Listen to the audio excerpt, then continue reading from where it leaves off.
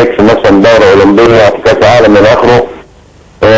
طبعا بيحصل نوع من الاحباط للجماهير والناس اللي هي بتتابع الرياضه، لكن الدول دي مهما كانت صغيره بتعد فرقها من بتعد رياضيينها في المده الطويله، امكانيات موجوده. وبعدين زي ما حضرتك عارف ان اعداد اللاعب غالي جدا. طب دكتور حسن بدون قطع كلامك، يمكن انت قبل ما الكابتن حسن كان عاوز يسالك سؤال، انما هقول لك على حاجه. انت خططت لكره اليد المصريه ووصلت المركز الرابع على مستوى العالم، ووصلت بيه فعلا في فتره زمنيه انت كنت مخطط لحد ما وصلت لنا المركز الرابع على مستوى العالم. بعد كده الكيرف بدا ينزل. هل انت شايف الاحتراف في مصر، او كنت بتكلم مع الكابتن حسن حمدي دلوقتي على الخصخصه، انت شايف الكلام ده بعيد عننا ولا لازم ده وقته نبدا ندخل فيه عشان نوصل للعالميه مره ثانيه؟ لا يعني هو الاحتراف دي كلمه كبيره يا كابتن مصطفى. هو اولا عشان نقول احتراف بيختلف الاحتراف من لاعب لاخر، يعني لازم اللاعب ولازم نكون احنا مؤهلين الرياضيين بتوعنا نتاهل للاحتراف. نعم. الاحتراف لما تيجي تسافر بره في مغريات كتير بره، اذا ما كنتش انت معد لاعداد الجيد هتبوظ. واخد بال حضرتك ازاي؟ نعم. يعني دي طبعا بتختلف لان الناس اللي بره ثقافتهم بتختلف عن ثقافتنا هنا. اكيد. ازاي؟ فدي الاحتراف مهم، الاحتراف كويس، الاحتراف بيرفع المستوى، لكن في نفس الوقت يعني انا مثلا لو قلت حضرتك كتير من اللاعبين بيبقوا جايين مثلا من سوري ان انا اقول يعني من طبقات متوسطه او يمكن اقل شويه. نعم. وبعدين لما بيجي يحترف بيبقى معاه فلوس، وبعدين الميديا بتبقى او الاضواء مسلطه عليه، بيحصل نوع من عدم التوازن. ما بيصدقش نفسه وبالتالي بيبوظ. بالظبط. حضرتك ازاي؟ فده هو ده اللي انا بقول لحضرتك، ان انت لازم يبقى في نوع من التوازن قبل ما نعد نفسنا ونعد الرياضيين بتوعنا قبل ما نقول ان نبعتهم يحترفوا، وخصوصا في الدول الاوروبيه. طيب الكابتن حسن حمدي كان عاوز يسالك سؤال يا دكتور حسن. اتفضل يا كابتن حسن. كم واحد ممارس ومشارك ومسجل في الاتحاد المصري لكرة القدم؟ كرة القدم ولا كرة اليد؟ سوري كرة اليد.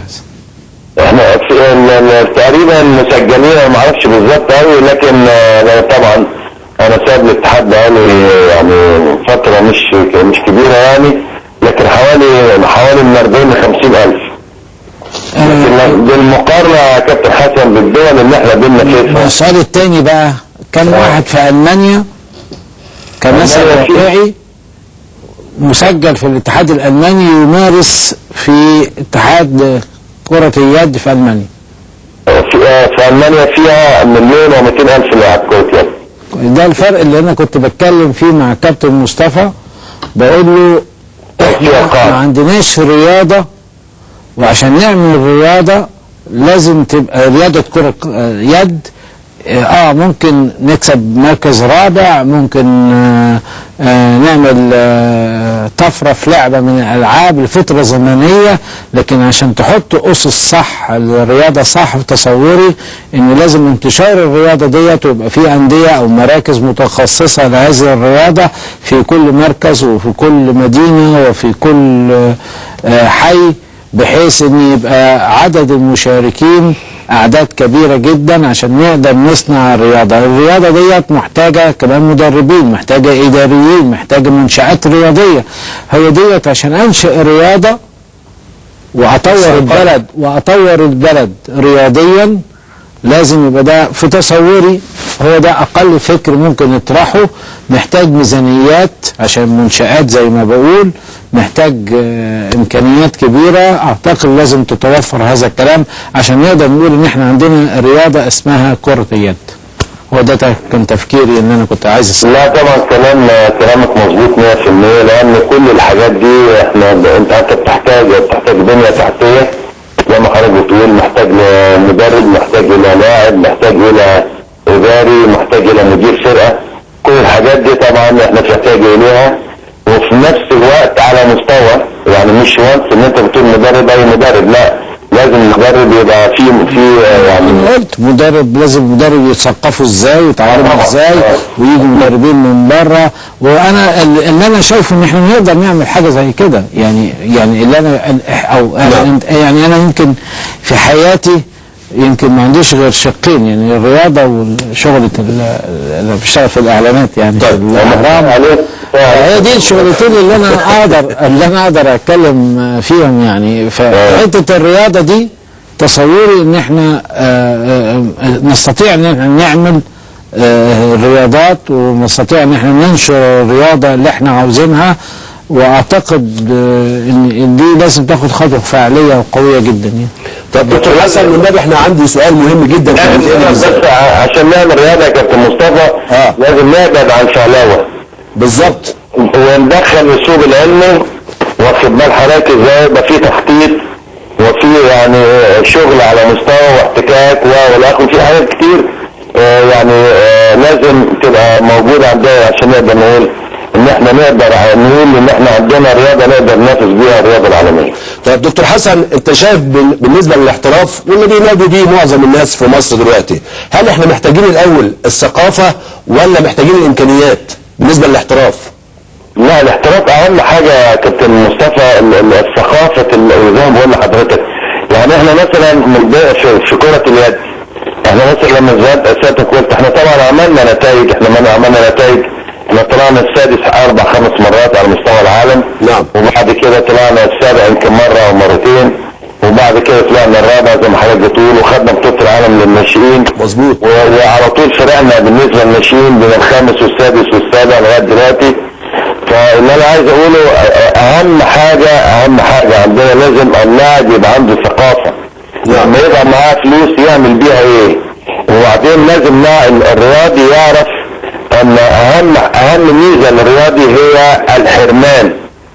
الرياضي عيشه الرياضي مش زي اي بني ادم عادي. بمعنى انت محروم، الرياضي محروم من انه يسهر، محروم انه يشرب، محروم انه يختلط بالستات على مستوى المصدر. يعني في حاجات الشغله بتاعته اصلا رياضي بيتكتب كده، ملوش حاجه في اي حاجه تاني. الرياضي لازم يبقى زي ما قلت لحضرتك، لازم اهم ميزه فيه الحرمان. ما يقدرش الرياضي يعيش الحياه اللي حضرتك بتعيشها او اللي انا بعيشها. نعم. لغايه ما يبطل. طيب دكتور حسن، اخر حاجه عندنا الانتخابات النادي الاهلي، والكابتن حسن حمدي داخل كرئيس النادي، ولو قلنا انت مع القايمه ولا مع اختيار الجمعيه العموميه كافراد؟ ما هو احنا طبعا اصل اللي انا عايز اقوله، ولا الكابتن حسن ولا انا ولا اي حد يقدر يفرض على الجمعيه العموميه راي. انت بتحاول ان انت تفهم او ان انت تصل لعقل الناس اللي جايين يدلوا باصواتهم في يوم الانتخابات ان القائمه مهمه جدا، ويبقى عشان يبقى في تجانس وفي هارموني بين الناس وبعضيها وفي شغل. والجزء المهم يا كابتن مصطفى، انا لما اعطي مجلس الاداره اللي هو عايزه او ما اقدر احاسبه. مظبوط. واخد بال حضرتك ازاي؟ اقدر اقول لا، احنا بقى ادينا لك واخترنا قائمه وعملنا اللي انت عايزه، وليه انت ما عملتش اليوم دي وما عملتش دي وما عملتش دي. لكن احنا لو ما التزمناش بالقائمه كجمعيه عموميه، انا واحد من الجمعيه العموميه. نعم. فانا بدي فرصه للجمعيه العموميه ان هو يتملص مني، يقول والله لا، ان انتوا اخترتوا اختيارات خطا، ودي عملت لنا مشاكل، ودي ما كانش فيها هارموني في المجلس اداره، والناس مش متجانسه مع بعضيها وكده. طب انت شفت الكابتن حسن حمدي متميز فيه خلال ال4 سنوات الماضيه، انت بقى صديق عمر ومش عارف بقى في مجامله، عاوز تقول الحقيقه يا دكتور حسن؟ عاوز اقول الحقيقه، بس لو قلت الحقيقه هيزعل. لا قولها على الهوا. لا، الكابتن حسن في الحقيقه يعني الاداره المميزه بالاتزان والعقلانيه وعدم التهور. نعم. واخد بال حضرتك ازاي؟ واتخاذ القرار المناسب في الوقت المناسب.